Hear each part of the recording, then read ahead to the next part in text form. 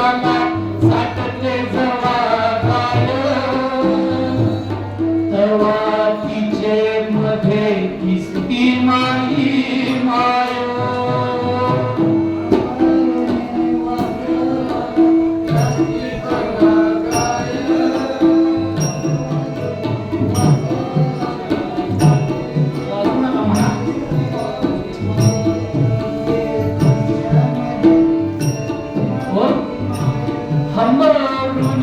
वासराला साठती जवा गाय तवा तिच्या मध्ये दिसती माही माया रुक्मिणीने वासरू सोडलं ते गाईला बिलगलं ते गाईला ढुसण्या मारायला लागलं तसं रुक्मिणीला वाटायला लागलं मी वासरू आहे आणि गाय माझी आई आहे मी ज्यावेळी लहान होतो ना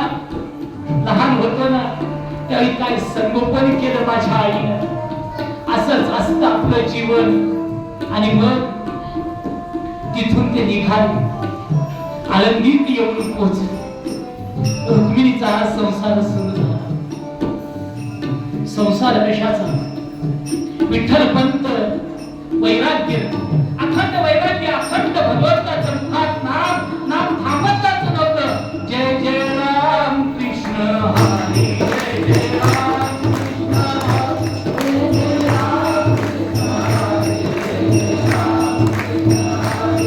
जय राम कृष्ण हरी जय जय राम कृष्ण हरी जय जय राम कृष्ण हरी जय जय राम कृष्ण हरी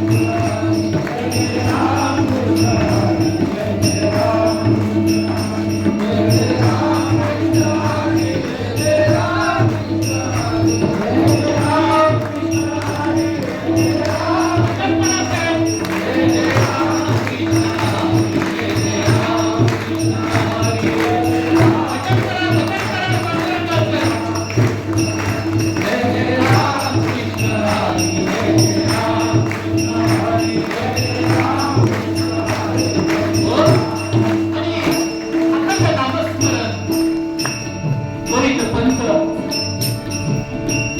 मीराबाई वयस्कर झालेले आहे यथाकाल वृद्धापकाळाने त्यांचं निधन झालं गोविंद पंतांचं आणि मीराबाईंचं माऊलींचे आजी आजोबा निधन झालं आणि मग विठ्ठल पंतांचं पुन्हा मन वैराग्यानं भरून आलं नाही रुक्मिणीला स्पर्श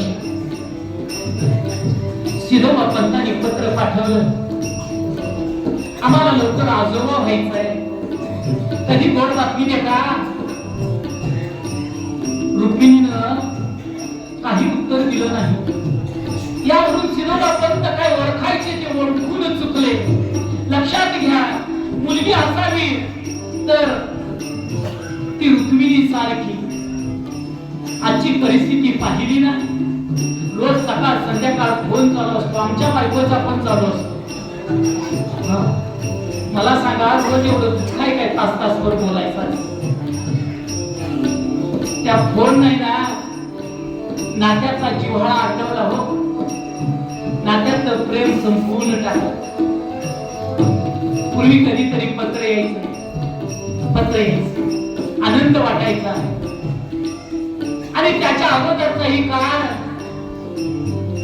कधीतरी दसरा दिवाळीला आपले वडील आपल्याला न्यायला यायचे बैलगाडीतून आणि मग त्या कन्येला फक्त एकच वड असायची कोणती आपल्या माहेराची तुकोबाराय म्हणतात ना कन्या सासूर अशी जाय मागे परत नाही पाहिजे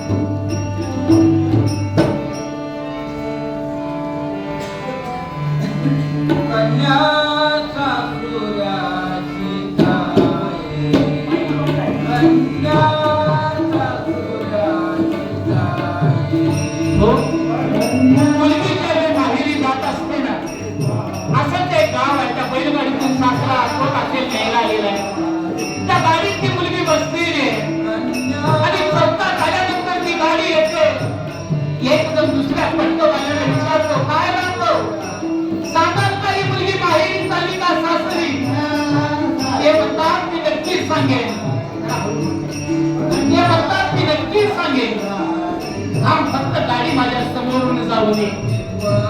त्या पाराच्या जवळून गाडी पुढे जाते आणि ती मुलगी पाठीमागं पाहत असते. त्यावेळी ते म्हणतात ही मुलगी सासरी निघालेली आहे का? तिचं घर माहेराकडे आहे आणि सासर इकडे आहे. म्हणून तुकोबाराय म्हणतात त्या सासूराशी जाय मागे परत माहेरला जाताना माहेर करत सासरकडे जाताना सुद्धा माहेर करत अगदी माहेरचं पुत्र जरी आलं ना की आपल्याला आवडत असतो तसं ती मागं वळून पाहत असते. गंमत म्हणून ऐका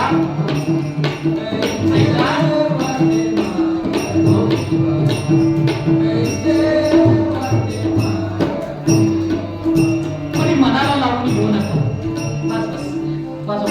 कोणी मनाला लावून घेऊ नका. गंमत म्हणून ऐका तुम्ही भांडी धुत असताना माहेरची भांडी जास्त आढळतात का सासरची आढळतात? कुठली धुताना आज घरीतून बघायचं सगळ्याच्या चेपल्यात कुठली. माहेरचं भांड सुद्धा धुवू वाटत नाही का? त्या भांड्यावर प्रेम असतं महाराजांचं. प्रेम असतं ते प्रेम आढळू देत नाही. मी तो तुझा भाव सांगत नाही का? ते भांड माझ्या माहेरचं आहे. ती माझ्या माहेरची आठवण देतं म्हणून ते आढळू वाटत नाही. आढळू वाटत नाही. तसं रुक्मिणीला निरोप देणारा सिलोबा पंतांनी आणि विठ्ठल पंताला सांगितलं आपण आळंदीस यावं, इथला कार्यभार सांभाळावा. आणि विठ्ठल पंत आळंदीस आले आपल्या पत्नीसह. काही दिवस गेले आणि आता विठ्ठल पंत म्हणायला लागले सासरे बुवा संन्यास घ्यावा म्हणतो.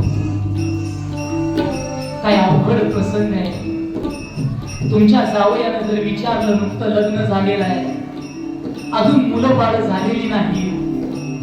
तुमची मुलगी तरुण आहे आणि तुमच्या जावयानं विचारलं की संन्यास घ्यावा म्हणतो. तुम्ही लगेच कोर्टात केस घालशील. सिलोबा पंत म्हणायला लागले जावई बापू रुक्मिणीकडे आता ते ज्ञान आलेलं आहे. ती काही आता अज्ञान राहिलेली नाही. तिची परवानगी घ्यावी. आणि सांगू का शास्त्र असं म्हणतात जावई बापू तरुण स्त्री ही संतान असताना जर आम्ही संन्यास घेतला तर हे जग मान्य नाही करणार. त्याचा शाप लागेल. विठ्ठल पंत अखंड वैराग्य नाही म्हणे मला जायचंय. सिलोबा पंतांनी सांगितलं तुमच्या धर्मपत्नीला विचार. त्यांनी परवानगी दिली तर जरूर जा. आमची काही आडकाठी नाही. ज्या दिवशी रुक्मिणीच्या लग्ना दिवशी आम्ही पाणी सोडलं इथं न म्हटलं त्या दिवशी माझी रुक्मिणी तुमची झाली. आता माझा काही एक अधिकार नाही. रोज विचारायची विठ्ठल पंत जाऊ का गंगास्थानाला. आणि एके दिवशी रुक्मिणी आईसाहेबांच्या मुखातून शब्द बाहेर पडले. विठ्ठल पंतांनी विचारलं जाऊ का गंगास्थानाला. जाता तर जात म्हणे. जात जसा कारुण्याच्या टोपलीतून साप निष्कामा.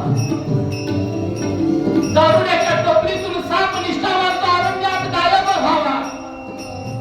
तसे विठ्ठल पंत पट्ट्या फळाची आज्ञा मारून तसेच घरातून तडक निघाले. ते सरळ काशीला का संन्यास घ्यायचा. आणि त्यांच्या मनाला एकच छंद लागलेला होता. कुणाचा गुरुवचनाचा दत्तवचनाचा छंद लागलेला होता. आणि मग छंद लागलेला असताना ते जात होते कुठं काशीच्या तीर्थयात्रेला. काशीला कशासाठी? सगळे मोहपाश सोडून देण्यासाठी. आणि सद्गुरू शिवाय बरं सद्गुरूंच्या शिवाय मोहपाश सुटत नाही.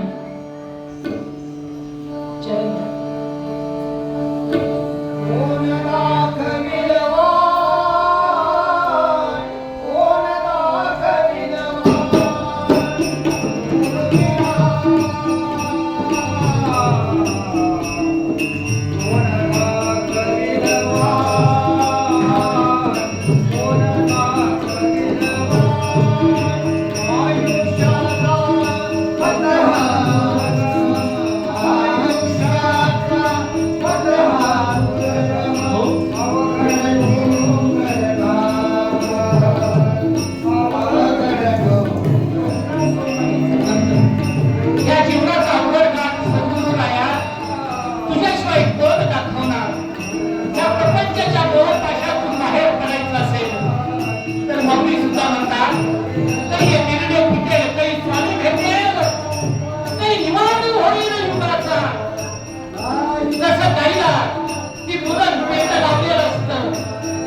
मरणाची गाठ काढल्याशिवाय ती मुक्त होत नाही गोठ्यातून.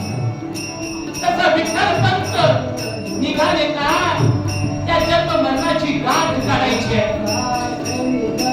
आणि मग सद्गुरूंच्याकडे जात असताना मुखातून अखंड शब्द बाहेर पडायला लागले. ओंकार स्वरूपा, ओंकार स्वरूपा सद्गुरु समर्था, अनाथांचा नाथ तुझा नाम, तुझा नाम, तुझा नाम, तुझा नाम. ओंकार स्वरूपा सद्गुरु समर्था, ओंकार स्वरूपा सद्गुरु समर्था, अनाथांचा नाथ तुझा नाम, तुझा नाम, तुझा नाम, तुझा नाम, तुझा नाम. आणि मग विठ्ठल पंत मजल करत काशीला पोहोचले. रामानंद स्वामींचा आश्रम लागलेला आहे. रामानंद स्वामींच्या आश्रमात येऊन स्वामींचं दर्शन घेतलं आणि सांगितलं मला दीक्षा हवी आहे. रामानंद स्वामींनी विचारलं कुठून आलो? आम्ही आपेगाव, माग काही मोहपाश नाही, आई बाबा निर्वतलेले आहेत. आणखी काही मोहपाश नाही, कोणत्याही मोहपाशात गुंतलेलो नाही. साऱ्या मोहपाशांची परवानगी घेऊन आलेलो आहे. खरं बोला विठ्ठल पंत. नाही म्हणे स्वामीजी, काही नाहीये, कोणताही मोहपाश माझ्या पाठीमागे नाहीये. रामानंद स्वामींनी दीक्षा दिली, जे कबीरांचे गुरु आहेत. संत कबीरांना वाटायचं की रामानंद स्वामींनी आपल्याला अनुग्रह द्यावा. का जीवनात सद्गुरूंची किती ओढ असावी लक्षात घ्या. कबीरजी हे मुस्लिम संत आहेत आणि रामानंद स्वामी हिंदू. कबीरजी रोज याचे रामानंद स्वामींच्या दर्शनाला आणि म्हणायचे मला गुरु कृपा करा. आजूबाजूचे शिष्य म्हणायचे स्वामीजी हा मुस्लिम आहे, काही बिघाड झाला तर. पण ते कबीर कबीर कबीर होते महाराज. त्याने ठरवलं गुरु करून घेतलं तर रामानंद स्वामीजी आपणासच करून घेईल. जसं गुरुचेनी नावे माती डोंगरी जयापाशी होती, ती पोळी रचेनी गती एकवने केली. ऐका, आम्हाला वाटतं सद्गुरु भेटावे. एकलव्य नावाचा एक भिल्लाचं पोरग द्रोणाचार्यांच्याकडे आला आणि म्हणायला लागलं मला तुम्ही क्षत्रियाची विद्या शिकवाल. द्रोणाचार्यांनी विचारलं तुझं कोण? म्हणे मी भिल्लो. नाही, मी फक्त क्षत्रियानाच विद्या दान करतो, अन्याला शिकवत नाही. अरे याला हात कुणी येऊन दिलं? उचला या भिल्लाच्या पोराला बाहेर टाका. उचलताना आपल्या सद्गुरूची प्रतिमा पुढे पाहिली आणि मनोमन ठरवलं माझे सद्गुरू तुम्हीच आहात. मातीचा पुतळा केला आल्यानंतर गुरुचे नावे माती आले. वडिलांनी विचारलं इकडे या, काय परत आलास? नाही हो, आपण भिल्ला होत नाही शिकवत म्हणाले. मग तू कशी शिकणार विद्या? नाही म्हणे बाबा मी शिकणार त्याच गुरूंच्याकडून शिकणार विद्या. एक ओल्या मातीचा पुतळा केला आणि झाडाच्या बुडक्याजवळ ठेवला आणि रोज त्या पुतळ्याला विचारायचे कसा मारू बाण, कसा मान मारू, कशी प्रत्यंचा खेचू. तो पुतळा बोलत असेल का आपणच आपल्याला आज्ञा द्यायची. आणि मग एके दिवशी द्रोणाचार्य आपल्या शिष्याला घेऊन आले. त्यावेळी एक कुत्रा हुंकायला लागला. एकलव्याने बाण मारले कुत्र्याच्या तोंडात. का म्हणे मी माझ्या गुरुशी बोलताना व्यत्यय करतोस. किती प्रेम गुरूंच्यावर. आमच्या वचनात व्यत्यय आणतोस. रक्त न येता बाण घेऊन तो कुत्रा पळाला. द्रोणाचार्याने पाहिलं आणि कुणी बाण मारले. एवढी श्रेष्ठ विद्या आली कुठून? आली कुठून आणि मग सगळ्यांचा शोध घेतला तर कुणीही सापडेना. शेवटी शोधामणी याचा एकलव्य सापडला. यांनी बाण मारला. एकलव्याला विचारणारे कुणी शिकवलं? गुरुजी तुम्हीच शिकवला. आणि मी नाही शिकवलं तुला. नाही नाही तुम्हीच शिकवला, खोटं नका बोलू. चला गुरुजी मी पुरावा देतो. द्रोणाचार्यांना सोबत घेतलं. त्या झाडाच्या जवळ मातीच्या पुतळ्याजवळ गेले आणि म्हणायला लागले गुरुजी तू पुतळा कोणाचा आहे? द्रोणाचार्य म्हणाले माझाच आहे. मग गुरुजी मला शिकवलं या पुतळ्यानं तुम्हीच माझे गुरु आहात. द्रोणाचार्य म्हणाले काय विद्या प्राप्त केलीस? मला गुरु दक्षिणा हवी आहे. काय मागावं द्रोणाचार्यांनी? तर उजव्या हाताचा अंगठा हवाय. काय मागितली गुरु दक्षिणा? उजव्या हाताचा अंगठा. द्रोणाचार्यांनी विचार केला. अंगठा काढून घेतला तर हा बाण कसा चालेल असं आमच्या मनात आला असेल. काय द्रोणाचार्य वाईट आहेत असं आमच्या मनात आलं असेल, पण नाही महाराज. एक लग्नानं काही एक न विचार करता भात्यातून बाण काढला, अंगठा कड काढला आणि आपल्या गुरूंच्या पायावर अर्पण केला. हसायला लागले गुरुजी. मला वाटत होतं मी गुरु दक्षिणा काय द्यावी, पण तुम्ही मागितला आणि मी या ऋणातून मुक्त झालो. द्रोणाचार्य प्रसन्न झाले आणि द्रोणाचार्यांनी सांगितलं ऐक एकलव्या, तू जशी गुरु दक्षिणा दिलायस ना तसा तू सुद्धा आजपासून प्रसिद्ध राहशील. मी माझ्या शिष्याला आजपासून अंगठ्यानं बाण मारायला लावणार नाही, तर्जन्याने मध्यमानच बाण मारायला लावीन. हा द्रोणाचार्यांनी केलेला त्याग आहे. त्याग आहे. आज सुद्धा ऑलिम्पिकच्या स्पर्धा असतील, राष्ट्रकुल असतील, या दोन बोटांनाच बाण मारला जातो. खरा तर अंगठा सक्षम आहे पण बाणाला लावला जात नाही आर्चरीमध्ये. त्याचं कारण आहे तो अंगठा धनुर्विद्यातल्या श्रेष्ठ असणाऱ्या एकलव्याचा आणि गुरु दक्षिणा म्हणून अर्पण केलाय. म्हणून गुरु दक्षिणा वापरायची नसते.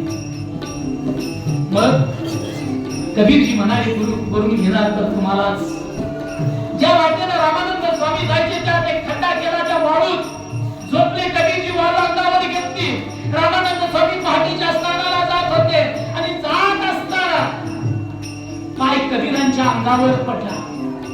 पहाटेची वेळ आहे आणि मुखातून शब्द आले अरे राम राम राम राम. एखाद्या जीवाला माझ्या पायाहून ठोकरलं गेलं.